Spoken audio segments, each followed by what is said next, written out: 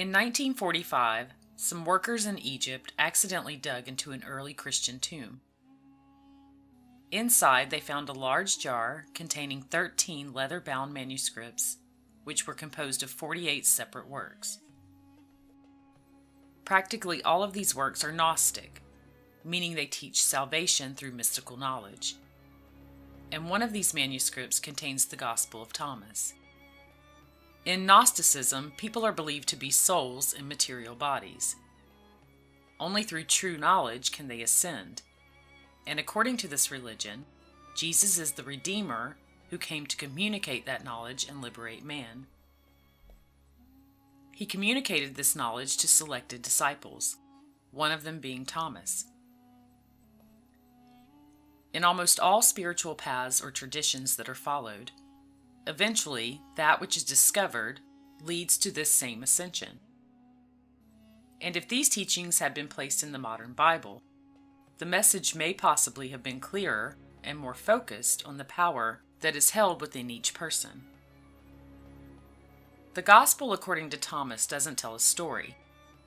It's a compilation of approximately 114 sayings attributed to Jesus. The opening words of the document read, "These are the secret words which Jesus, the living one, spoke, and Didymus Judas Thomas wrote down. And he said, Whosoever finds the interpretation of these sayings shall never taste death. Let not him who seeks desist until he finds. When he finds, he will be troubled. When he is troubled, he will marvel, and he will reign over the universe." The sayings themselves are not the secret. The secret lies in their interpretation. When you find the true answers, it will trouble you because it goes against most of what you've been taught. And when the truth of it sets in, it will marvel you. And then you will know your power, that you have supreme reign over your life and everything in it, that you truly can experience heaven on earth. The Gospel of Thomas has been eliminated from the Bible, and there are many explanations as to the reasoning. Some religious leaders express that if you read it and compare it to what you see in the New Testament, it's a very different kind of book, presenting a quite different Jesus. They claim that these particular teachings about Jesus mesh with certain philosophical principles that only grew in popularity, but that they aren't necessary to the work of the Bible.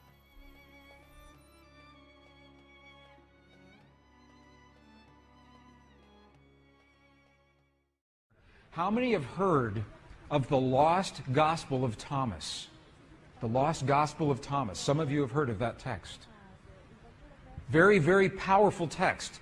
The lost Gospel of Thomas is powerful because it is believed to be the actual words of Jesus as he was teaching those around him how to use the power of human emotion in his life. And if the indigenous people know it, and if the ancient people know it, why don't we know it?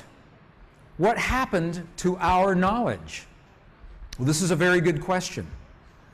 And the answer is this. In our Western tradition, and when I say Western, I'm assuming that we are of the Judeo-Christian tradition, is what I'm talking about here. There was a time when this field and the language of emotion was part of our tradition. It was in our texts. Until the 4th century, the year 325 AD. In the year 325, something happened. Our texts were edited, and we lost tremendous amounts of information. The Emperor Constantine, in the early Christian church, with the early Christian Bible, had to make decisions. What information do we include? What information do we exclude? And what we know now is that at least 45 books were either completely taken away or tremendously edited into what we call today our Western biblical tradition.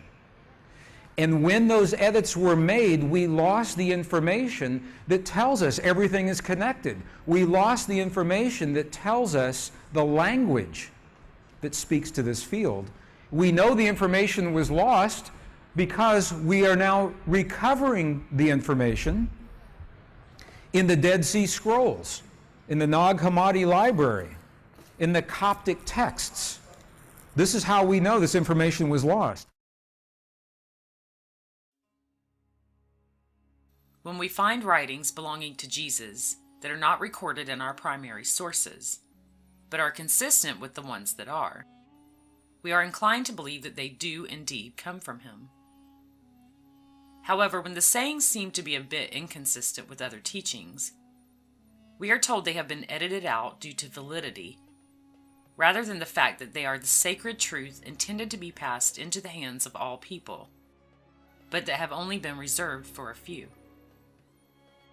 Any spotlight on the belief that each person is filled with the same higher power as Jesus, rather than it being an outside force to be feared, would have changed everything we know about life and our entire history. Because we are each different does not make us separate. We are all a part of the same one consciousness, simply taking different forms. Here are some of the sayings of Jesus from the Gospel according to Thomas, and their possible interpretations. Verse number 3. If those who lead you say to you, "See, the kingdom is in the sky," then the birds of the sky will precede you. If they say to you, "It is in the sea," then the fish will precede you. Rather, the kingdom is inside of you, and it is outside of you. When you come to know yourselves, then you will become known, and you will realize that it is you who are the sons of the living Father. But if you will not know yourselves, you dwell in poverty, and it is you who are that poverty. This teaching refers to the consequences of believing that power is outside of the individual. If you believe that this ruling power belongs to someone or something else, then that thing will hold dominion over your life. However, when the realization is made of who we each truly are, the one consciousness that moves through everything, and that all power comes from within, we can live in an ascended and rich way. The kingdom is inside of you, and it is outside of you. You literally manifest your outside circumstances from within. If you will not know yourselves, you dwell in poverty, and it is you who are that poverty. The belief that outside events and people have control over a person's life keeps them from living the richness that is rightfully theirs. They manifest as they believe. Verse 27. If you do not fast from the world, you will not find the Father's domain. If we do not turn away from the things that disturb us and believe in the power within to change all things, we will continue to experience that reality in our lives. Verse 50. If they say to you, "Where did you come from?"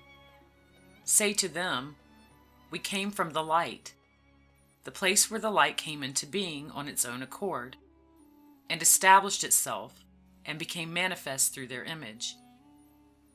If they say to you, "Is it you?" say, "We are its children. We are the elect of the living Father." If they ask you, "What is the sign of your Father in you?" say to them, "It is movement and repose." The word light is used to portray the origin of humans. The light is the consciousness of each person, manifested as a physical being.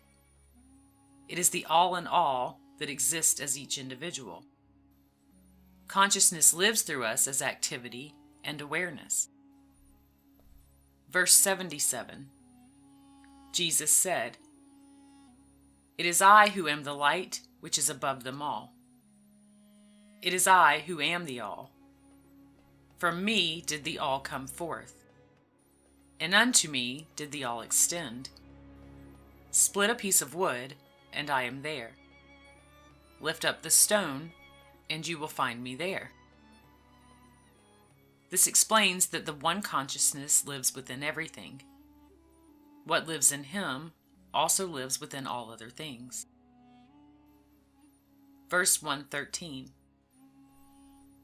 His disciples said to him, "When will the kingdom come?" Jesus said, "It will not come by waiting for it. It will not be a matter of saying, 'Here it is,' or 'There it is.' Rather, the kingdom of the Father is spread out upon the earth, and men do not see it. We have always had the power within ourselves, but we have lost sight of it. It is not something that we have to wait to experience. This consciousness is already a part of all things, including each person."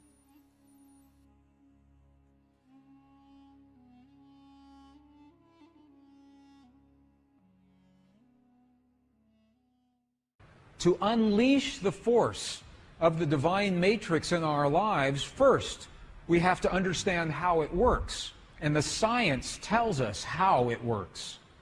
Secondly, we must speak the language that the divine matrix recognizes, and science cannot tell us that. That comes from our past, from our culture, from our history, from those who have learned and used this language for thousands of years. So this is what we're doing right now. We're learning what did Jesus and what did the great masters say about this language. Because it's the same whether you're talking Buddhist or Hindu or Christian, pre-Christian traditions. They're all telling us that there is a field of energy and that we have the language to use that field. This is an actual page out of the Gospel of Thomas. So we know that this ancient gospel actually existed. And you can see some of the letters. These are Greek letters. You can actually read some of, if you know Greek, you can see some of the Greek letters right here. In the Gospel of Thomas, two very important keys. This was written right around 300 years after the time of Jesus. In this gospel, okay, so here's what we're doing. We've been in the Buddhist monasteries in Tibet, and they're telling us that that feeling is the prayer, one. Two, that we must feel as if our prayers have already been answered. Okay, and now we're in an Egyptian monastery with the texts that used to be our tradition before they were edited, and we're going to look at the instructions that tell us how to do that. Okay if we do that? Is that good? Okay. Gospel of Thomas. If you have a copy of the Gospel of Thomas, this is verse 106, translated from the Nag Hammadi Library. And if you do not have a copy, it's in our books, and you can go to any library and pick this up. Verse 106. Look at what the Lost Gospel of Thomas says. It says, "When you make the two, thought and emotion, one." So the Gospel of Thomas is talking about thought and emotion. It's saying when you make your thought and your emotion one, look at what happens. You will say to the mountain, "Mountain, move away," and the mountain will move away.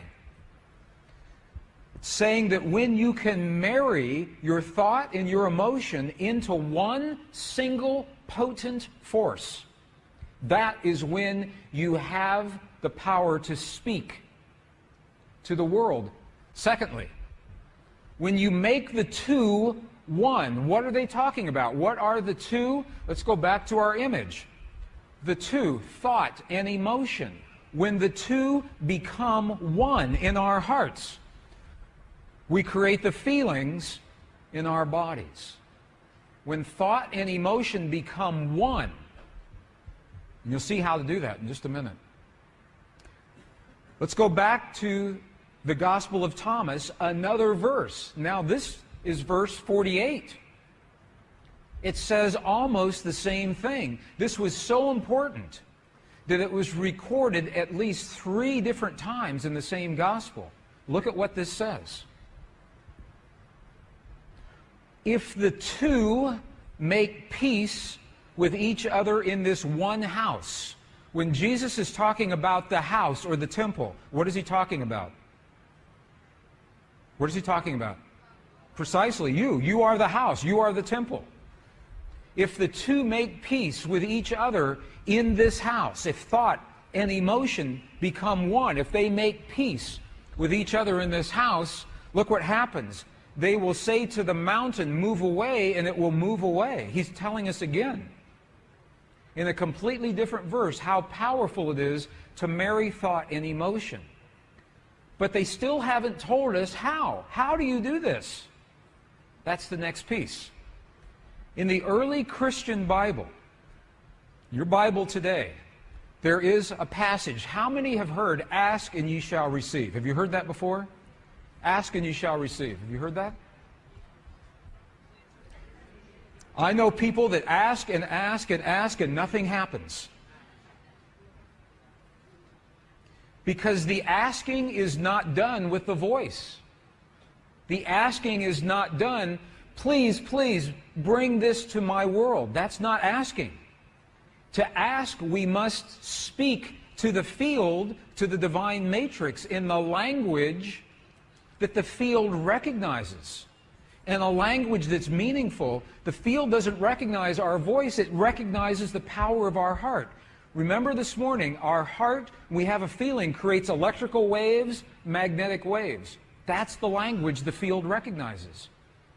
So when you create the feeling in your heart as if your prayer is already answered, that creates the electrical and the magnetic waves that bring that answer to you. In the Bible that you have today, the King James Version, John 16, 23, 24, what you have is the condensed version. You have the edited version. The edited version looks like this. This is the edited version. Whatsoever ye ask the Father in my name, he will give it to you. Hitherto have ye asked nothing in my name.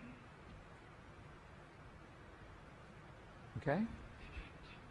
Ask and ye shall receive, that your joy may be full. Okay, this is the edited version. This is so amazing to me because they took out the two sentences that tell us how to ask.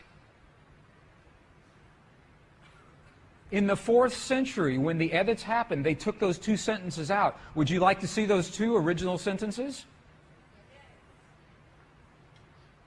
Okay, we'll go back into the original Aramaic and we'll look at a new translation. This is the original Aramaic. It begins, it looks very similar. So this is the retranslated version with the missing pieces. All things that you ask straightly, directly from inside my name, you will be given. It says, so far you've not done this, because if we ask with our voice, we have not done this. Now here's the piece that was edited. Here is what was lost. Look at these two very powerful sentences. Ask without hidden motive and be surrounded by your answer. Be enveloped by what you desire, that your gladness be full. Look at what it's saying. It's not saying to speak a word. It's saying to be surrounded, to feel as if. If you are surrounded, you are feeling as if your answer has already happened. Be enveloped. If you want the perfect relationship in your life, if you want the healing in the body of your loved ones, feel the feeling of what it is like as if that has already happened. Be enveloped by what you desire, because that is when your thought and your emotion become one. You think the thought of the healing in your loved ones, and you feel the love of that thought. They become one, And that is the language that this field recognizes. Does that make sense? Are you okay with that? You're going to see an example of this, another example here in just a moment. Ask without hidden motive. What does that mean? Hidden motive. Ask without judgment. This is precisely what the Buddhists are telling us. Ask without the judgment of the right or the wrong or the good or the bad. Ask without the ego. Ask from the heart. Is this meaningful to you? Is this helpful at all? Let me give you an example then. Because to be, if it says be surrounded, that means to feel as if. To feel as if. Now, if that sounds too religious, because it's from the Bible, we spoke this morning about Neville, the philosopher Neville, early in the 20th century. His book, The Power of Awareness. Look at what he says. It's the same thing. Neville says, you must make your future dream a present fact now by assuming the feeling of your wish fulfilled to come from the place that it's already happened. Now, this is what those practitioners did with that cancerous tumor. I want to just elaborate on this a little bit. When those practitioners healed the woman with her tumor this morning, they did not judge the cancer as wrong or bad or right or good. There was no judgment. They accept that tumor as a possibility, one of many possibilities, because in the quantum world all things are possible. So they didn't say, bad cancer, you must go away. Or we're going to operate on you, or we're going to use radiation on you. They didn't do that. They accepted the cancer as it was, without hidden motive, without judgment. And they said, now we're going to choose a new reality by feeling, assuming the feeling as if the woman is already healed.